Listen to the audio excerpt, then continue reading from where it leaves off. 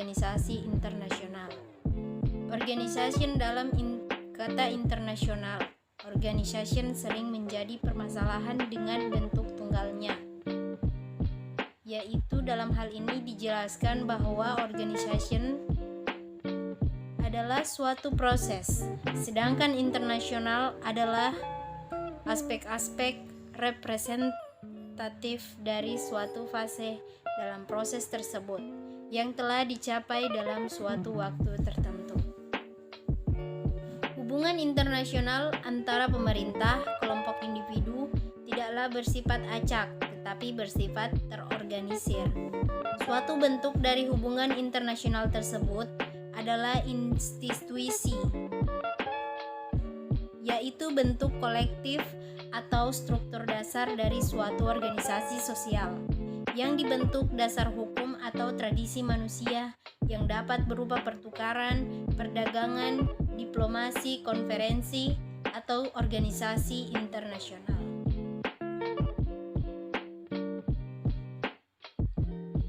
Ciri-ciri organisasi internasional menurut Ellery Bennett yaitu menyatakan yang pertama, organisasi tetap untuk melaksanakan fungsi yang berkelanjutan. Yang kedua, keanggotaan yang bersifat sukarela dari peserta yang memenuhi syarat. Yang ketiga, instrumen dasar yang menyatakan tujuan, struktur, dan metode operasional. Yang keempat adalah badan pertemuan perwakilan konsultatif yang luas. Dan yang terakhir adalah sekretariat tetap untuk melanjutkan fungsi administrasi, penelitian, dan informasi secara berkelanjutan. Selanjutnya yaitu penggolongan organisasi internasional. Penggolongan organisasi internasional ada bermacam-macam. Di antaranya, yang pertama yaitu kegiatan administrasi. Organisasi internasional antar pemerintah. Anggota-anggota organisasi ini berasal dari perwakilan pemerintah negara. Contohnya PBB, ASEAN, SAARC, OAU, NAM, dan lain-lain.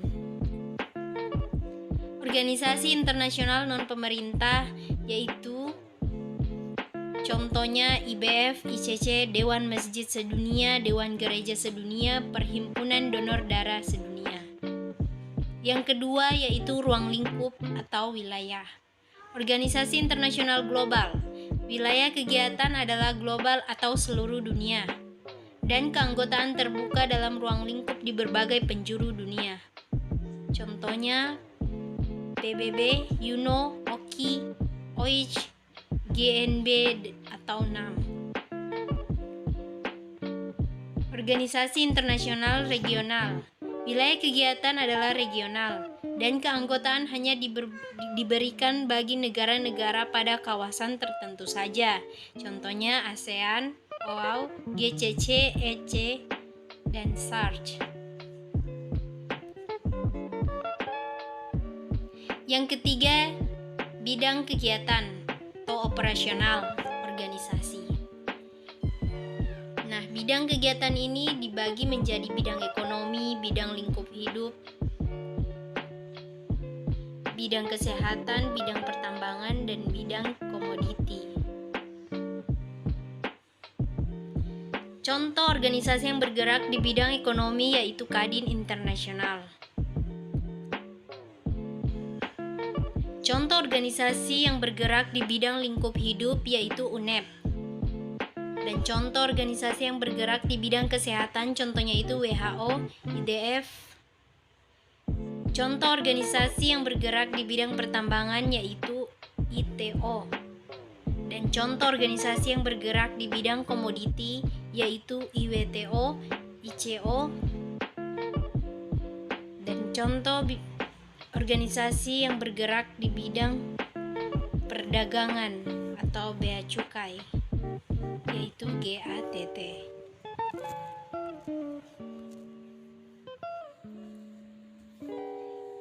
Yang kedua yang akan kita bahas yaitu pembentukan organisasi regional. Organisasi regional adalah organisasi yang hanya berada di kawasan yang sama. Kegiatan organisasi regional juga meliputi berbagai bidang. kita masuk pada bentuk-bentuk organisasi regional. Yang pertama itu ASEAN atau Association of Southeast Asian Nations. Organisasi ini menaungi negara-negara Asia Tenggara. ASEAN ini dibentuk pada tanggal 8 Agustus 1967 di Bangkok, Thailand. Pembentukan ASEAN diprakarsai 5 tokoh dari 5 negara Asia Tenggara. Kelima tokoh tersebut adalah yang pertama Adam Malik, Menteri Luar Negeri Indonesia. Yang kedua Tun Abdul Razak, pejabat Perdana Menteri Malaysia. Yang ketiga S. Rajaratnam, Menteri Luar Negeri Singapura. Yang keempat Tanat Koman, Menteri Luar Negeri Thailand. Dan yang kelima adalah Narcisco Ramos, Menteri Luar Negeri Filipina. Kelima tokoh ini sepakat membentuk sebuah organisasi yang diharapkan mampu melindungi kepentingan negara-negara Asia Tenggara serta mampu meningkatkan kerjasama di bidang negara-negara Asia Tenggara. Kelima tokoh tersebut mengadakan pertemuan pada tanggal 8 Agustus 1967 dan melakukan penandatanganan Deklarasi Bangkok. Nah, pembentukan ASEAN ini disebabkan adanya kesamaan latar belakang kehidupan bangsa-bangsa di Asia Tenggara. Kesamaan tersebut antara lain, yang pertama kesamaan budaya, bahasa, adat, tata krama, dan pola kehidupan. Yang kedua, kesamaan nasib sebagai negara bekas jajahan negara asing. Yang ketiga, kesamaan letak geografis yang strategis dalam percaturan politik dan ekonomi internasional. Selain adanya kesamaan tersebut, ASEAN dibentuk setelah berakhirnya konfrontasi Indonesia, Malaysia, dan Filipina berkaitan dengan rencana pembentukan Federasi Malaysia. ASEAN merupakan wadah yang menaungi bangsa-bangsa di kawasan Asia Tenggara. Tujuan pembentukan Asia Tenggara sebagai berikut. Yang pertama, mempercepat pertumbuhan ekonomi, sosial, dan kebudayaan kawasan Asia Tenggara. Yang kedua, meningkatkan stabilitas dan keamanan regional dan mematuhi prinsip-prinsip Piagam PBB. Yang ketiga, meningkatkan kerjasama di bidang ekonomi, sosial, politik, administrasi, dan iptek. Yang keempat, saling membantu dan kegiatan pelatihan dan penelitian bidang pendidikan, profesi, teknik, dan administrasi. Yang kelima, bekerja sama dalam bidang pertanian, industri, perluasan perdagangan, transportasi, dan komunikasi. Yang keenam, memelihara kerjasama bidang organisasi baik regional maupun internasional. Yang ketujuh, mengadakan pembahasan bersama mengenai permasalahan yang terjadi di kawasan Asia Tenggara khususnya dan kawasan Asia pada umumnya. Organisasi yang kedua yaitu Asia Pacific Economic Cooperation atau disingkat APEC. Merupakan organisasi yang menangani kegiatan ekonomi negara-negara di kawasan Asia Pasifik. APEC ini didirikan pada bulan November 1989 di Canberra, Australia. Pembentukan APEC atas prakarsa Perdana Menteri Australia Bob Hawke. Pembentukan APEC dilatar belakangi oleh perkembangan situasi politik dan ekonomi dunia yang tidak pasti. Oleh karena itu, negara-negara di Asia Pasifik merasa perlu adanya forum non-formal untuk membicarakan liberalisasi, perdagangan, dan investasi. Pembentukan APEC ini didorong oleh faktor-faktor berikut. Yang pertama, bayangan kegagalan Uruguay, RON, yang dikhawatirkan akan meningkatkan proteksionisme. Yang kedua, munculnya kelompok-kelompok perdagangan seperti NAFTA dan AFTA. Yang ketiga, perubahan politik dan ekonomi di Rusia dan Eropa Timur. Dan yang keempat, adanya pemikiran bahwa kemajuan perekonomian suatu negara dapat dicapai jika didorong oleh pasar ke arah integrasi ekonomi, baik regional maupun internasional. APEC mulai dibentuk sebagai forum konsultasi ekonomi di antara 12 negara Asia Pasifik. Kerjasama dalam organisasi APEC dibangun berdasarkan beberapa prinsip, yaitu konsensus, voluntary and non-binding, concerted unilateralism, dan differentiated time frame. Kerjasama APEC difokuskan pada bidang ekonomi, perdagangan, dan investasi. Tujuan APEC dalam melaksanakan tugasnya yaitu sebagai berikut. Yang pertama, menjalin kerjasama ekonomi antar negara di Asia Pasifik. Yang kedua, meningkatkan hubungan kerjasama ekonomi bagi kemajuan dan kesejahteraan bersama.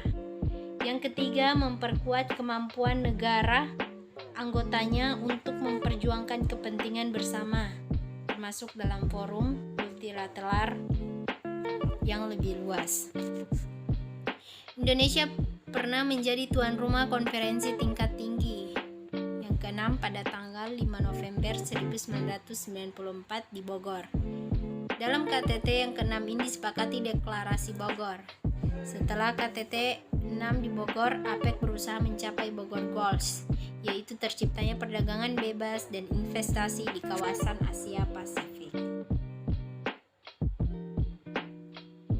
Yang ketiga yaitu Masyarakat Ekonomi Eropa atau MEE.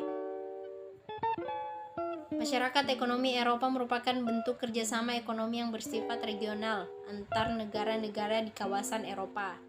Pembentukan ME dilakukan sebagai upaya mempersatukan negara-negara Eropa setelah berakhirnya Perang Dunia II. Pembentukan organisasi ini berawal pada tahun 1950 ketika Prancis mempunyai keinginan menyatukan produksi baja dan batu bara Prancis dan Jerman dalam suatu wadah kerjasama yang terbuka. Kerjasama ini ditujukan untuk negara-negara Eropa. Keinginan tersebut terwujud setelah penandatanganan European Coal and Steel Community. Penandatanganan ini dilakukan oleh 6 negara, yaitu Prancis, Jerman Barat, Belgia, Luxembourg, Belanda, dan Italia. Selanjutnya pada tanggal 1 Juni 1955, ke-6 negara tersebut mengadakan pertemuan di Messina, Italia. Pertemuan ini menghasilkan keputusan mengangkat Menteri Luar Negeri Belgia, Henry Spaak, sebagai ketua komite untuk membentuk lembaga kerjasama dalam bidang ekonomi. Henry Spaak menyusun 2 rencana, yaitu rencana pertama menyusun European Economic Community atau Masyarakat Ekonomi Eropa, dan rencana kedua menyusun European Atomic Energy Community atau Badan Tenaga Atom Eropa.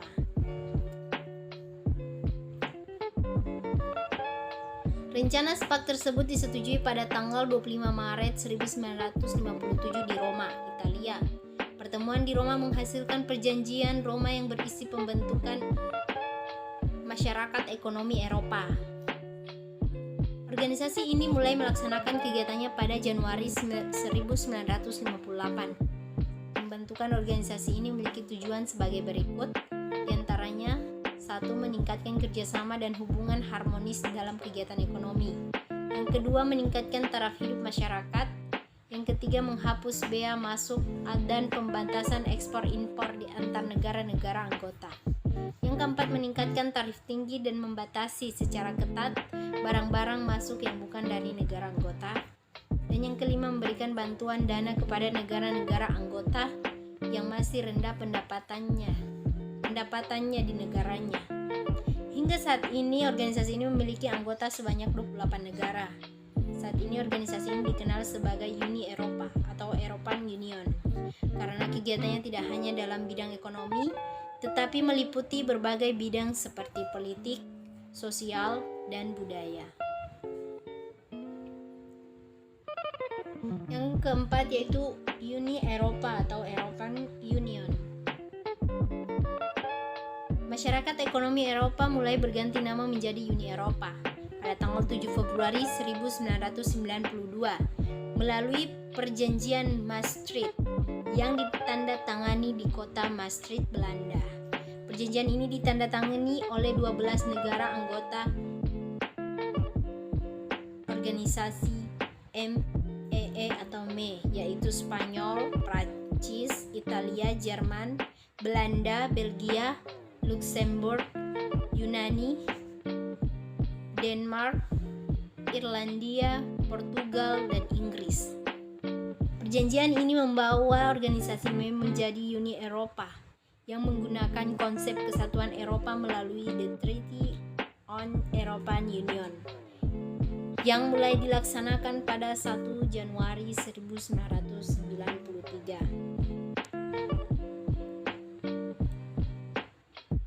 Organisasi Masyarakat Ekonomi Eropa tidak lagi berperan dalam kegiatan ekonomi bangsa Eropa, tetapi meluas meliputi berbagai bidang politik, sosial, dan budaya. Jadi, Uni Eropa merupakan organisasi antar pemerintahan dan supranasional yang beranggotakan negara-negara Eropa. Hingga saat ini, Uni Eropa memiliki sebanyak anggota 28 negara. Yang kelima, North American Free Trade Agreement atau NAFTA merupakan organisasi kerjasama ekonomi dan perdagangan yang anggotanya terdiri atas beberapa negara di kawasan Amerika Utara. Organisasi ini bertujuan memudahkan negara anggota dan dalam kegiatan perekonomian. Organisasi ini merupakan area perdagangan bebas terbesar kedua setelah Uni Eropa. Kerjasama dalam bidang perekonomian di kawasan ini telah terjalin sejak tahun 1988. Pada saat itu, Amerika Serikat dan Kanada mengadakan kerjasama bilateral dalam bidang perekonomian. Dari kerjasama bilateral inilah ide pembentukan NAFTA dicetuskan. Selanjutnya, pada tahun 1989, Amerika Serikat dan Kanada sepakat membentuk Kanada-Amerika Free Trade Area atau CFTA, berperan mengatur tarif dan perdagangan di antar kedua negara tersebut. Pada tahun 1991, Meksiko tertarik untuk bergabung dalam kerjasama antar Kanada dan Amerika tersebut. Selanjutnya, pada tanggal 17 Desember 1992, Amerika Serikat, Kanada, dan Meksiko menyepakati pembentukan North American Free Trade Agreement atau NAFTA. Pembentukan NAFTA ditandatangani oleh Perdana Menteri Kanada Brian Mulroney, Presiden Meksiko Carlos Salinas de Gortari, dan Presiden Amerika George W. Bush. Meskipun NAFTA resmi dibentuk pada tahun 1992, NAFTA baru melakukan kegiatan pada 1 Januari 1994. Dalam piagam perjanjian pembentukan NAFTA disebutkan bahwa tugas NAFTA adalah mengordinasikan kegiatan ekonomi di antara Kanada, Meksiko, dan Amerika Serikat. Selain bergerak dalam bidang ekonomi, NAFTA mengakomodasi kerjasama ketiga negara tersebut di berbagai bidang, seperti komunikasi, kebudayaan, kewarganegaraan, paspor dan visa, sosial, dan kesehatan. Pembentukan NAFTA ini bertujuan untuk menghapus hambatan perdagangan dan investasi antar negara anggota. Hingga saat ini, NAFTA hanya beranggotakan 3 negara di kawasan Amerika Utara, yaitu Kanada, Amerika Serikat, dan Meksiko. Yang keenam, China ASEAN Free Trade Area atau CAFTA. Negara-negara anggota ASEAN bekerja sama dengan Tiongkok. Kerjasama antar negara-negara ASEAN dan Tiongkok diatur dalam perjanjian China ASEAN Free Trade Area atau CAFTA. Merupakan perjanjian perdagangan bebas antara Tiongkok dan negara-negara ASEAN.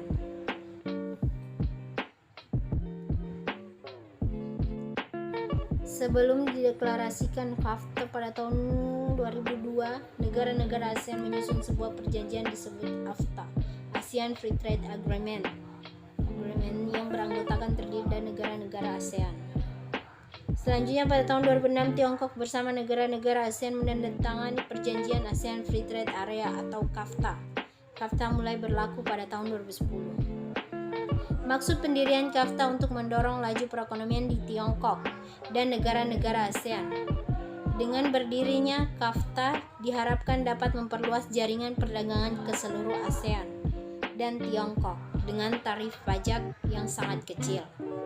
Tujuan pendirian KAFTA sebagai berikut. Yang pertama, meningkatkan kerjasama perdagangan dan investasi antar negara-negara ASEAN dan Tiongkok. Yang kedua, memperdalam keterbukaan kepada dunia luar secara menyeluruh. Yang ketiga, menyesuaikan struktur industri Guangxi. Yang keempat, membantu meningkatkan daya saing pasar industri. Dan yang kelima, meningkatkan kerjasama negara-negara ASEAN dan Tiongkok di bidang iptek, pendidikan, budaya, kesehatan, ekologi, dan sosial. Yang ketujuh yaitu South Asian Association for Regional Cooperation atau SARC. Organisasi ini didirikan pada 8 Desember 1985 di Dhaka, Bangladesh oleh negara-negara Asia Selatan yaitu Pakistan, Bangladesh, Bhutan, India, Nepal, Maladewa, Pakistan, dan Sri Lanka. SARC bermarkas di Kathmandu, Nepal. Berdirinya organisasi ini dilatar belakangi oleh keinginan negara-negara Asia Selatan untuk bekerja sama dengan semangat persaudaraan, kepercayaan, dan pengertian. Tujuan berdirinya SARC untuk membangun perekonomian negara-negara anggota Asia Selatan. Momen penting dalam organisasi ini adalah ketika menerapkan South Free Trade Area tahun 2006 untuk mempermudah kegiatan perdagangan di Asia Selatan. Selain memiliki anggota tetap, organisasi ini juga mempunyai 9 negara pengamat, yaitu Australia, China, Uni Eropa, Iran, Jepang, Mauritius, Myanmar, Korea Selatan, dan Amerika Serikat. Ya, itulah pemaparan materi dari kelompok kami. Kami akhiri, wabillahi taufik wal hidayah. Wassalamualaikum warahmatullahi wabarakatuh.